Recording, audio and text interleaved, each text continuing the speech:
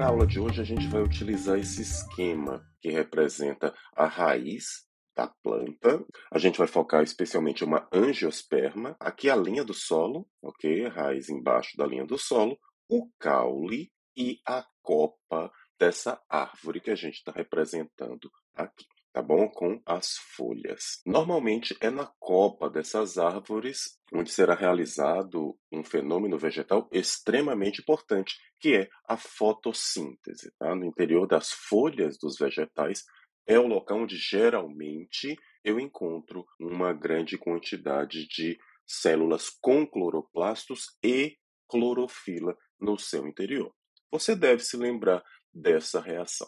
Essa reação é uma das reações mais importantes dentro das ciências biológicas. Você está visualizando a reação da fotossíntese oxígena, ok? Portanto, os vegetais, em linhas gerais, realizam fotossíntese oxígena, que consiste na produção de glicose a partir de energia luminosa, dióxido de carbono e água na presença de luz, produzindo açúcar, glicose, água e liberando oxigênio. Lembrando, as cores facilitam a gente compreender alguns aspectos importantes dessa reação de fotossíntese oxígena nas plantas. Esse oxigênio, como você pode perceber, ele vem da quebra da molécula de água e não do dióxido de carbono, ok? Portanto, o oxigênio que as plantas vão liberar na fotossíntese oxígena veio da quebra da molécula de água. Lembrem-se também que existem outros tipos de fotossíntese, de síntese de glicose na presença de luz, como, por exemplo, a fotossíntese não oxígena, realizada especialmente por algumas bactérias. Eu não vou liberar oxigênio nesse outro tipo de fotossíntese que normalmente as bactérias liberam. Eu posso liberar, por exemplo, enxofre. E aí eu normalmente não tenho água no processo, ou eu não vou quebrar a molécula de água. O dióxido de carbono, ele é captado pelas plantas a partir da abertura de estruturas localizadas normalmente nas folhas das plantas, chamadas de estômatos. E, portanto, os estômatos das folhas abrem-se e o dióxido de carbono da atmosfera é absorvido para que no interior das células das folhas ocorra essa reação. É por essa razão que as plantas elas são normalmente classificadas como sequestradoras de carbono atmosférico. Tá? As plantas elas absorvem esse dióxido de carbono. Tá? E isso acaba tendo uma importância ecológica enorme. Tá? Esse dióxido de carbono, lembrando, ele pode contribuir quando em excesso para maximizar o efeito estufa, ocasionando um desequilíbrio ecológico que a gente normalmente chama de aquecimento global. Existem outros gases que são, inclusive, potencialmente mais importantes que o dióxido de carbono nesse aquecimento global.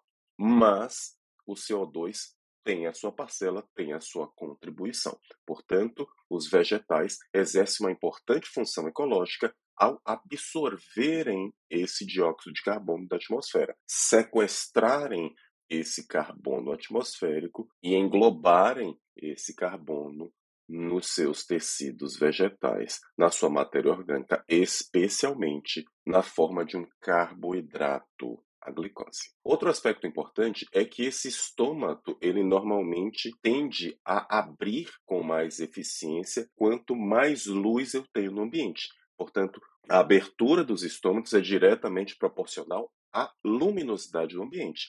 Ou seja, quanto mais iluminado o ambiente, maior, teoricamente, em princípio, a absorção de dióxido de carbono, maior a abertura dos estômatos das folhas. Outro fator que também está relacionado à abertura dos estômatos é a temperatura. Tá? Portanto, temperaturas muito elevadas normalmente fazem com que esses estômatos não se abram com muita eficiência. Tá? Portanto, muita luz abre o estômago. Temperaturas não tão elevadas também abre os estômatos. Tá bom? Portanto, se a gente pensar em princípio que ao meio-dia a gente tem uma iluminação máxima, a gente tenderia a pensar que o estômago estaria totalmente aberto, que os estômatos estariam totalmente abertos. Né? No entanto, ao meio-dia, normalmente, a temperatura está muito elevada. e as plantas tendem a fechar os estômatos para evitar a perda de água por transpiração. Já a água e os sais minerais são absorvidos pelas plantas pelas raízes. No interior das raízes e dos caules dos vegetais, especialmente de um grupo vegetal chamado traqueófitas, nós encontramos vasos especializados em conduzirem essa água do solo para as folhas da planta. Esse vaso é chamado de xilema ou lenho, ok? E em uma região final das raízes, eu tenho estruturas chamadas de pelos absorventes. É essa região que vai conseguir absorver a água e sais minerais com maior eficiência e conduzir essa água através do xilema ou lenho em direção às folhas da planta para que a planta consiga realizar a fotossíntese. Esse líquido composto especialmente de água e sais minerais, ele é popularmente conhecido como seiva bruta. Se nós analisarmos em maiores detalhes esse processo de absorção da água pelos pelos absorventes das raízes, a gente vai perceber que existem dois fenômenos químicos extremamente importantes que a gente precisa compreender com muita clareza. Primeiramente, as moléculas de água, elas unem-se umas às outras através de um fenômeno químico conhecido como coesão, tá? Portanto, através da formação de pontes de hidrogênio,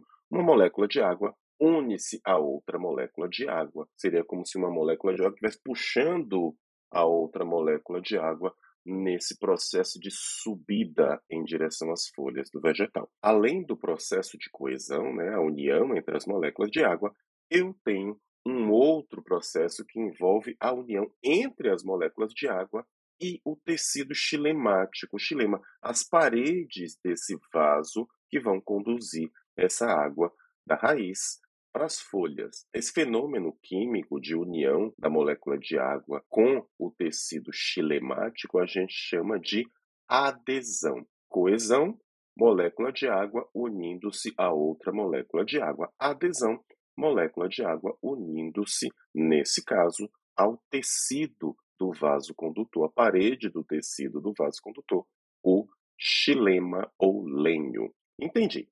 Água se une com água por coesão, água se une ao xilema por adesão, mas isso, em princípio, por si só, não explica e não justifica a subida dessa molécula de água em direção às folhas do vegetal. Entra em cena um outro aspecto muito importante desse processo de condução de seiva bruta, que é a transpiração vegetal.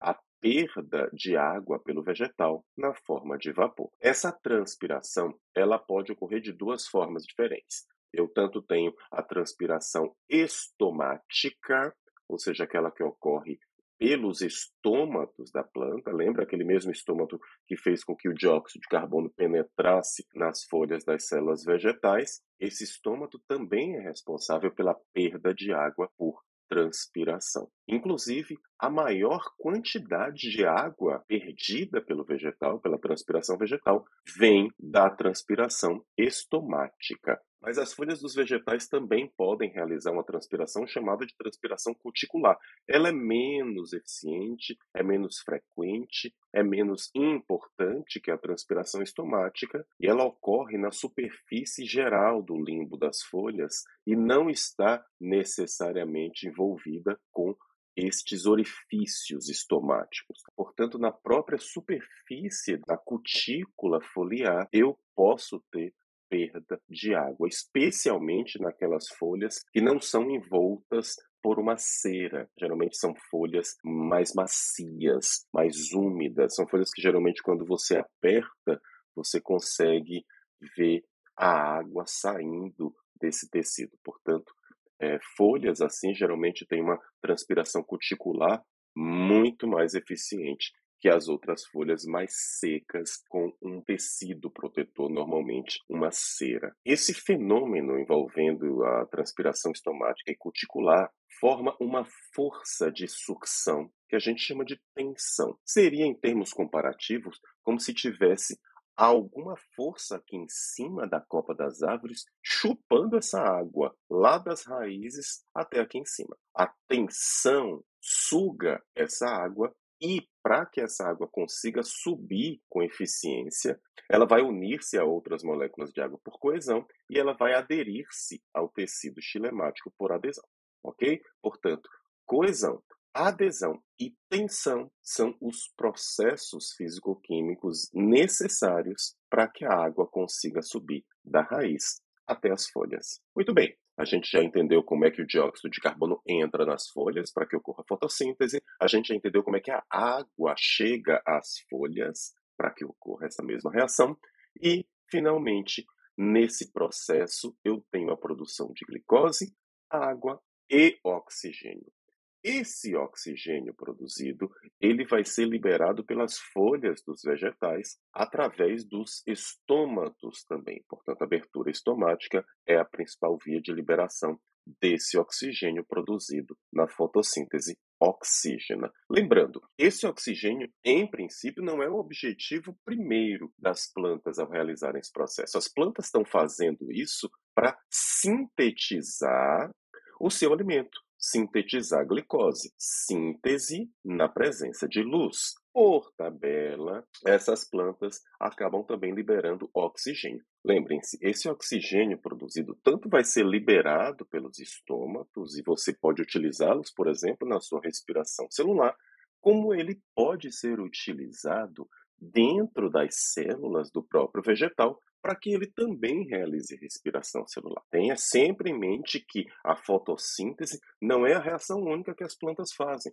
As plantas fazem fotossíntese para obter glicose e oxigênio, e estes dois elementos serão utilizados também pela própria planta para realizar a sua própria respiração celular. Tá? Eles vão quebrar totalmente essa molécula de glicose na presença de oxigênio, produzindo grandes quantidades de adenosina trifosfato, tá? A respiração celular. Portanto, a fotossíntese ocorre durante o dia, na presença de luz, e a respiração celular ocorre o tempo todo. O tempo todo a planta respira, o tempo todo a planta quebra essa glicose na presença de oxigênio, glicose essa que ela produziu durante o dia no seu processo de fotossíntese oxígena. Será que pode faltar glicose para as plantas respirarem? Pode acontecer. Pode acontecer de a glicose fabricada durante a fotossíntese, durante o dia, não ser suficiente para que as plantas realizem seu processo de respiração celular.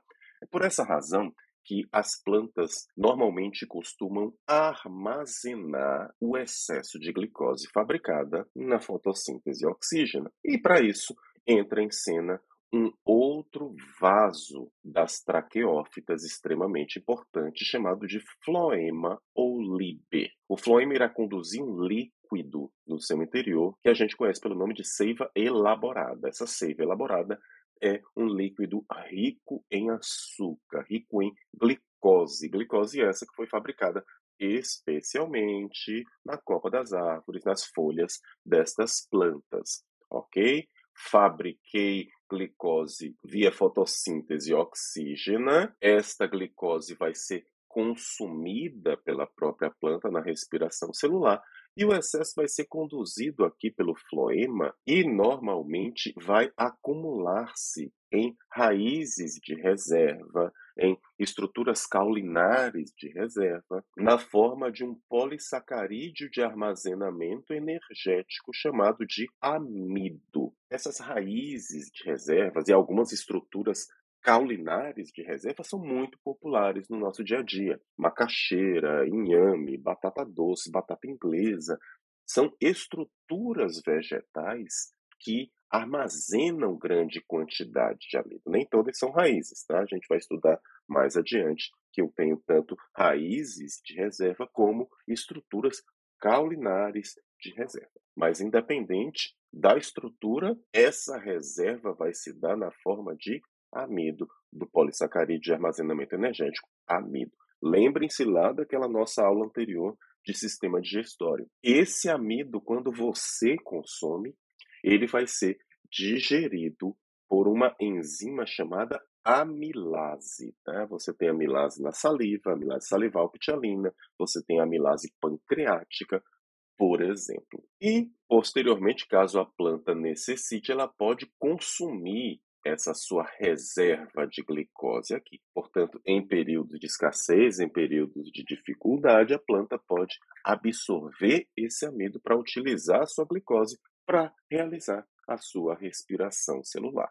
Esse processo pode sofrer algumas alterações, algumas adaptações, em virtude do ambiente em que o vegetal está inserido. Por exemplo, plantas de climas secos, elas sofreram uma série de adaptações em várias etapas desse processo para minimizar a perda de água e ter acesso a reservatórios de água mais profundos, especialmente em locais com esses climas mais áridos, mais inóspitos. Uma das adaptações da copa dessas árvores, das folhas desses vegetais, é que o limbo dessas folhas é reduzido. Geralmente são folhinhas pequenas e cobertas por um cerídeo, uma cera. Essas folhas menores e mais rígidas, elas diminuem a perda de água por transpiração. Ou seja, a água é um recurso escasso nessas regiões áridas, portanto, as plantas desenvolveram recursos para minimizar essa perda de água. Essas plantas geralmente também possuem espinhos, não só para proteger o organismo vegetal, como também para minimizar a perda de água. Algumas, inclusive, como as cactáceas, todas as folhas foram substituídas por espinhos. A região do cacto que realiza a fotossíntese é o caule. As folhas foram transformadas em espinhos, porque isso, em princípio, é o auge da manutenção da água dentro do organismo vegetal, da redução da perda de água para o ambiente. Outro aspecto importante nessas regiões de clima seco é que as raízes destas plantas normalmente possuem um sistema radicular mais profundo, ou seja, elas conseguem alcançar uma água em um nível mais profundo, algo que as plantas não adaptadas a esses climas secos não conseguiriam. Além disso, é muito frequente que as folhas dessas árvores possuam uma espécie de cera protetora que minimiza essa perda excessiva de água para o ambiente. E, portanto, são adaptações destas plantas para conseguirem sobreviver mais eficientemente nesses ambientes secos.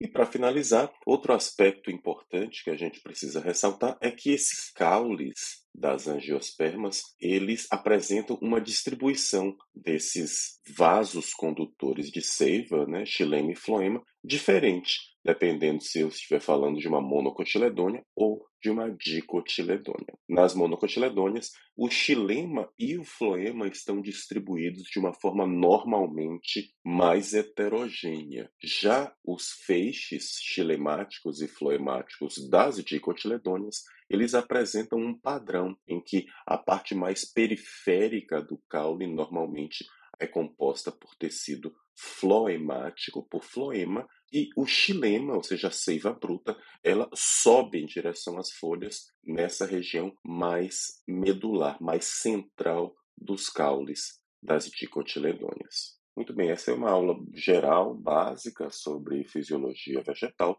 E nos próximos vídeos a gente vai se aprofundar um pouco mais nesse conteúdo e nos próximos conteúdos de botânica.